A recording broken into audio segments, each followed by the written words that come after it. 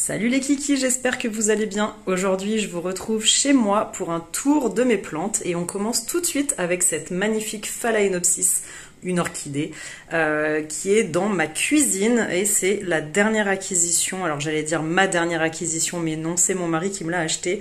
Du coup, voilà, je l'aime tout particulièrement. Franchement, les couleurs sont dingues. À la base, elle était dans un pot orange, ce qui était vraiment magnifique, mais du coup, j'ai voulu la suspendre dans ma cuisine et j'ai mis ce petit pot Ikea. Toujours dans ma cuisine, il y a cette magnifique mâchoire de crocodile que j'ai eue pendant un troc de plantes. Franchement, je ne m'attendais pas à ça. Vous voyez, les feuilles, elles sont nervurées derrière, elles sont magnifiques. Et aux extrémités, il y a des petits bourgeons comme ça. Et en fait, dès qu'ils tombent, il y a une nouvelle plante qui pousse. Donc c'est vraiment une plante super facile et super économique. Franchement, j'en suis archi fan. Même le plan de travail, elles ont une place de choix puisqu'elles sont avec la lumière directe. Donc j'ai mes mini orchidées et là il y en a une qui est en train de bourgeonner. J'ai aussi les petites boutures que je fais. Ça aussi c'est des boutures. C'était une plante en fait que j'avais cassée. Et du coup je l'ai rempotée et puis voilà ce que ça a donné. Et je fais pas mal de trocs de plantes en fait avec des inconnus et j'ai eu celle-là aussi il y a pas longtemps. Elle est pas en super grande forme mais bon c'est pour ça que je la laisse dans la cuisine, comme ça je les ai vraiment sous la main, à portée de vue, je les vois tous les jours. Ça me permet de vérifier l'état dans lequel elles sont. Et voilà le pot dont je parlais tout à l'heure, donc le pot d'origine de Madame Orchidée. Dedans, j'ai mis une fausse plante de chez Ikea. Je les aime pas mal, les fausses plantes Ikea, parce que je les trouve assez qualitatives. Et je trouve que c'est top pour mettre dans des endroits où vous n'avez pas de lumière. Donc WC, salle de bain ou des pièces vraiment sombres. Faut savoir que c'est tout aussi feng shui de mettre des fausses fleurs que des vraies. Donc n'hésitez pas à acheter des fausses fleurs. Bon, elles n'ont pas toutes les mêmes qualités. Ça dépend des magasins, mais vraiment celles d'Ikea, ça dépend lesquelles, mais je les aime bien. Et notamment, dans mes WC, j'ai celle-là de chez Ikea, donc avec la référence Feshka. Et je l'ai mise dans un pot à orchidées. Hop, et voilà. Je trouve que franchement, ça fait le job. Sachant que c'est dans des WC, donc bon, voilà, hein, ça fait le taf. On passe côté salon avec cette énorme plante ZZ. Donc vous voyez, j'ai mis un énorme pot qu'on trouve en ce moment à Truffaut.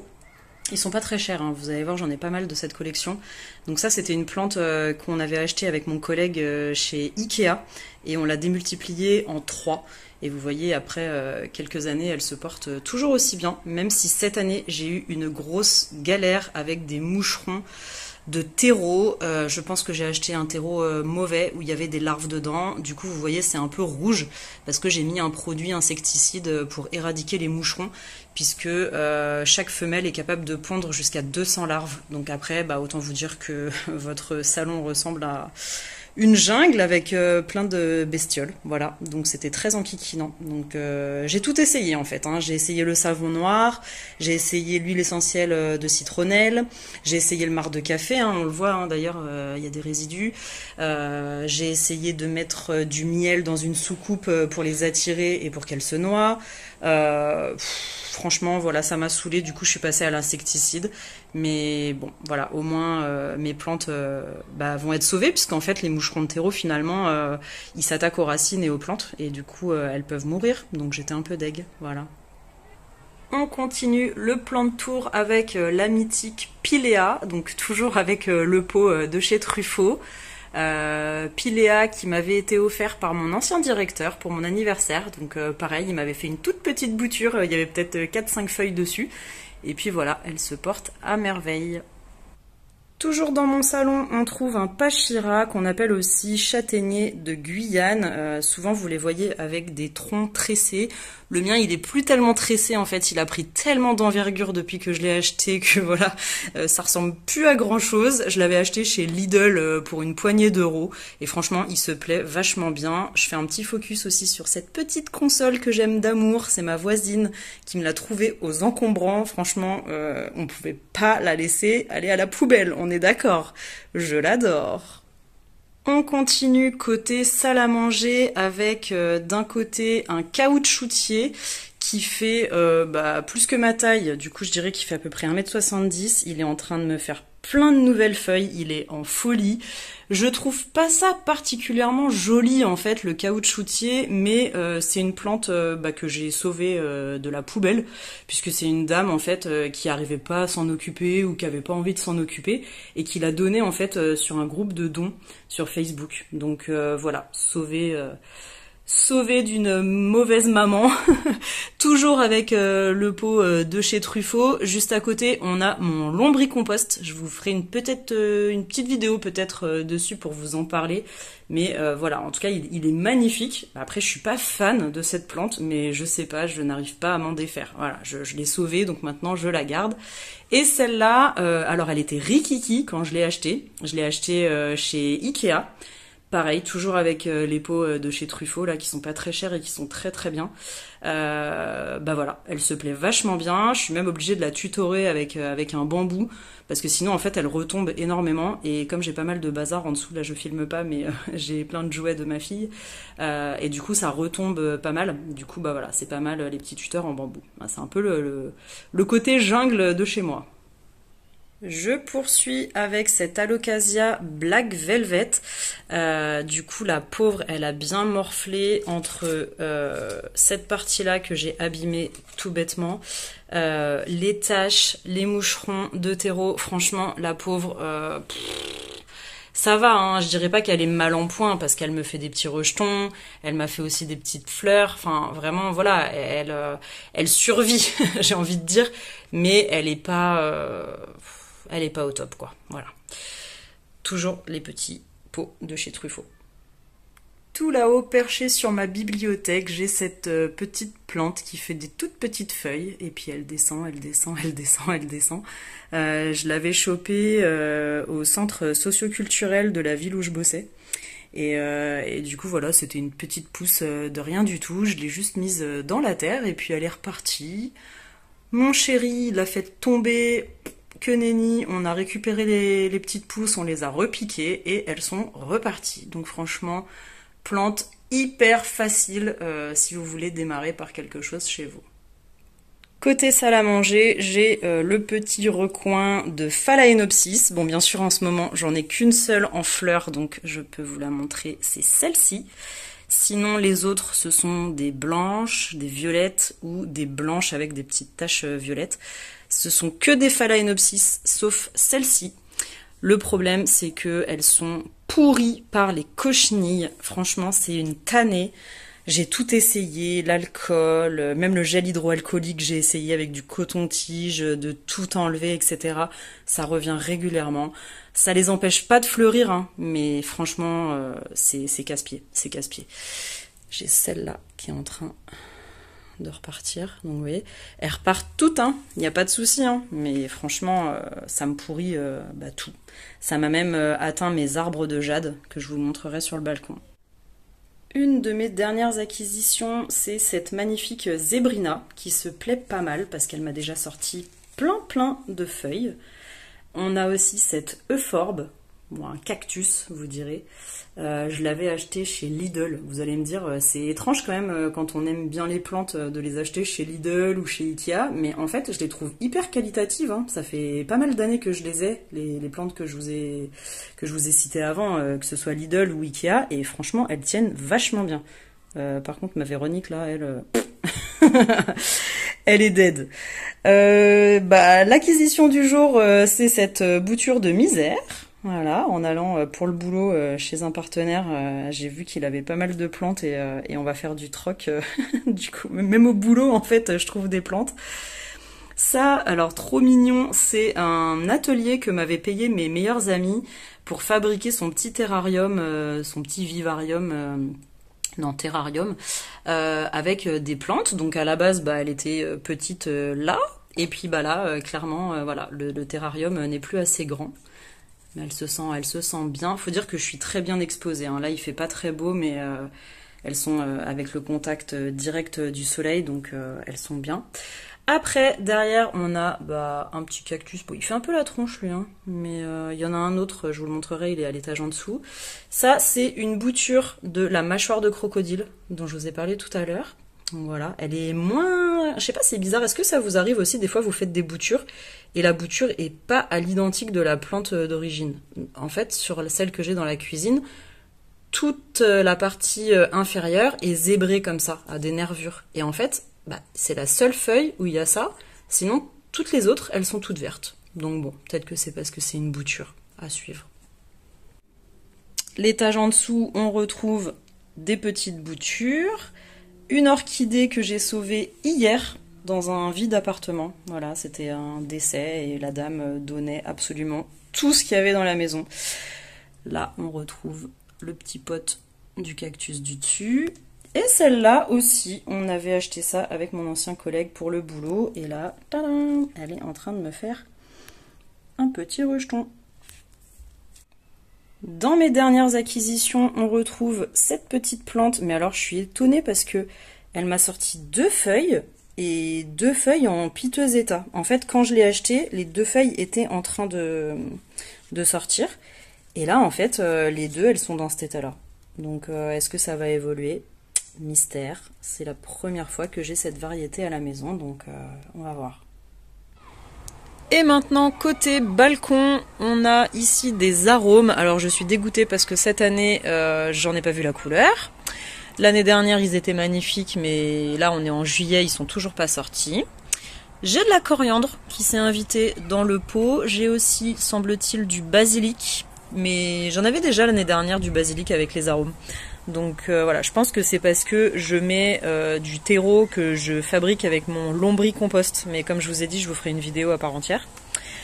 Ici, on a de la ciboule et de la ciboulette que mon papa m'a ramené de son jardin. J'en avais aussi acheté de mon côté, mais il est beaucoup moins joli. Ici, on a un jasmin. Je pense pas qu'il refleurisse. Je ne sais pas pourquoi, mais je le sens pas. Je le sens pas. Je me rappelle plus où je l'ai acheté. Je crois que c'était à Auchan. Non, ouais, si, c'était à Auchan. En faisant mes courses. Bon, il était tout en fleurs, mais lui aussi, il s'est fait infester par les moucherons de terreau. Ici, on a de nouveau une misère. Il faut vraiment que je la mette dans un plus gros pot parce que là, franchement, ça fait pitié mon installation. Voilà, j'aime particulièrement la misère. Voilà, c'est une plante qui me fait penser à ma grand-mère. De ce côté-là, on a du basilic, mais alors le pauvre, il est en piteux état. C'est un pied que j'ai acheté en grande surface et je n'ai pas... comment dire, je n'ai pas désolidarisé les différents pieds et du coup apparemment j'ai regardé des tutos sur YouTube où ils expliquent que quand on achète des petits pieds comme ça de basilic dans le commerce, il faut vraiment désunifier, désolidariser les pieds pour les repiquer à différents endroits en fait. Et ça je l'ai pas fait. Du coup voilà, donc il faut bien couper les têtes pour qu'ils repartent correctement. Ici, on a bébé coriandre. Alors, vous voyez, en fait, j'en ai planté là. Tac, il se retrouve là. Donc, planté par ma fille il y a quelques mois. Ça, c'est des plantes que je récupère sur la route, en fait, en me baladant. Normalement, c'est trop beau. En pleine journée, quand il y a du soleil, elles sont toutes ouvertes, les petites fleurs violettes. Et c'est très joli. Donc, ça, c'est gratuit. C'est pas cher sur le bord de la route en vous baladant. Ça c'est mon fameux arbre de jade infesté par la cochenille. Du coup bah je le laisse dehors et puis bah je le traite avec un produit acheté en magasin contre la cochenille. Alors j'ai de la cochenille farineuse, vous savez c'est quand ils font des petits points blancs. Et j'ai aussi des fois sur mes orchidées des cochenilles à carapace. Voilà, donc ça c'est celles qui sont marrons qu'on enlève comme ça, mais c'est vraiment casse-pied.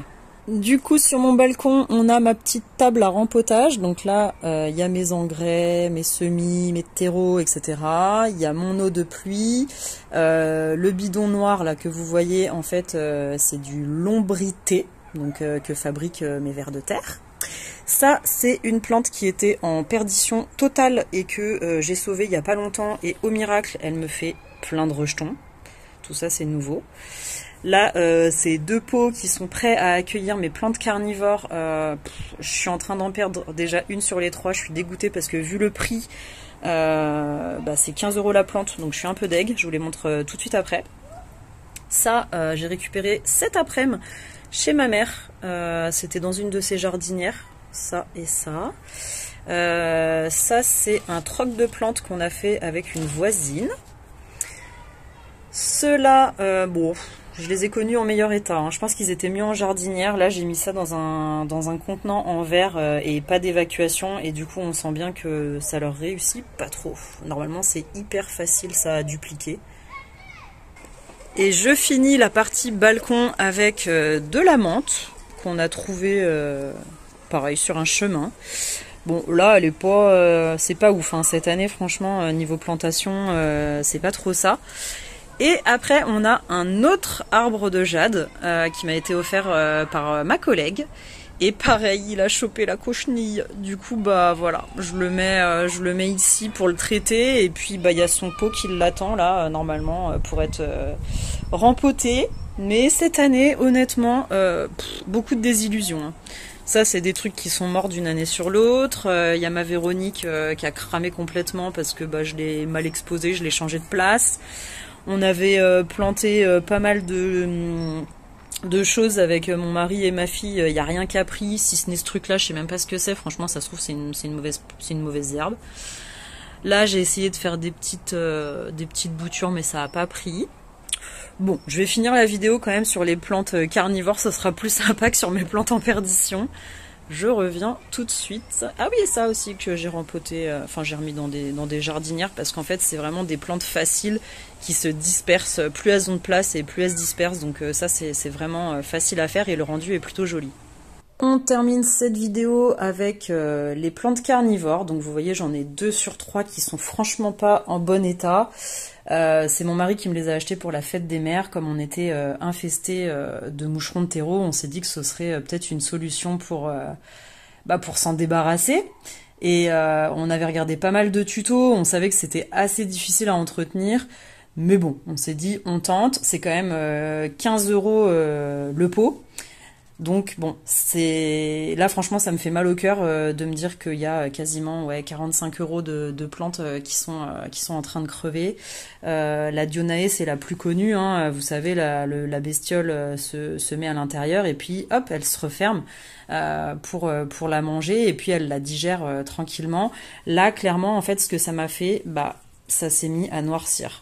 Voilà, ça s'est mis à noircir et je les perds en fait toutes progressivement comme ça.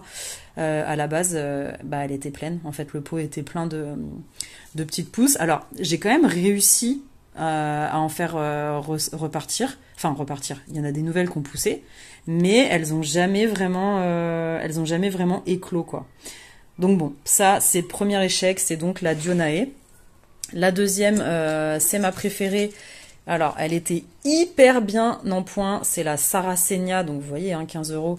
Sarracenia, donc en fait, c'est des tubes, et le moucheron va se mettre à l'intérieur, du coup, hop, va rentrer par là, et puis après, il pourra pas ressortir. Vous voyez, il y a des espèces de petits filaments gluants et tout, puis en fait, la bestiole, elle peut pas remonter, mais vous entendez ? Elle s'est complètement desséchée en fait. Je pense qu'elle a vraiment manqué d'eau. Je suis dégoûtée. En plus, je ramène de l'eau de pluie de la maison de campagne de ma mère.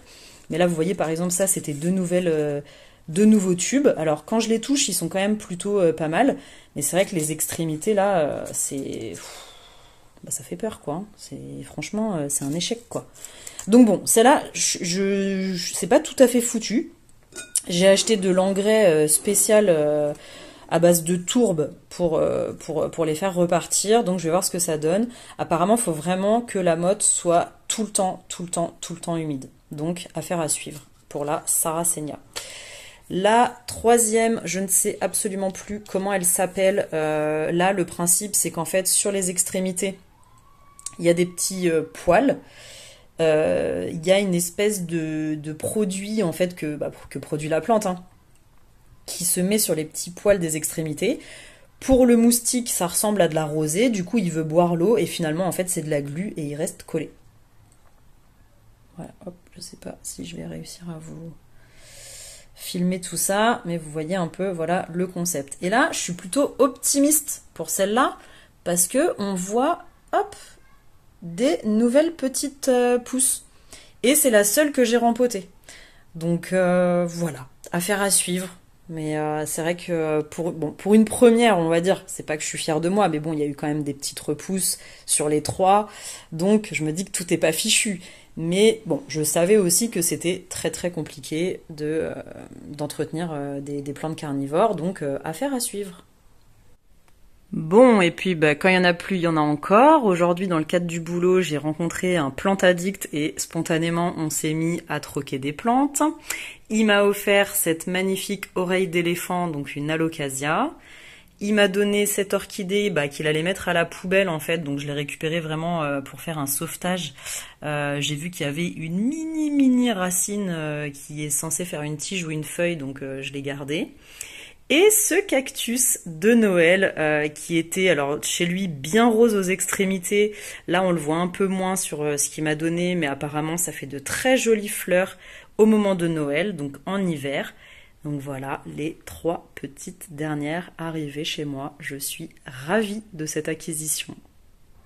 Merci à vous d'être arrivés jusque-là. J'espère que ce petit tour de plantes vous aura plu.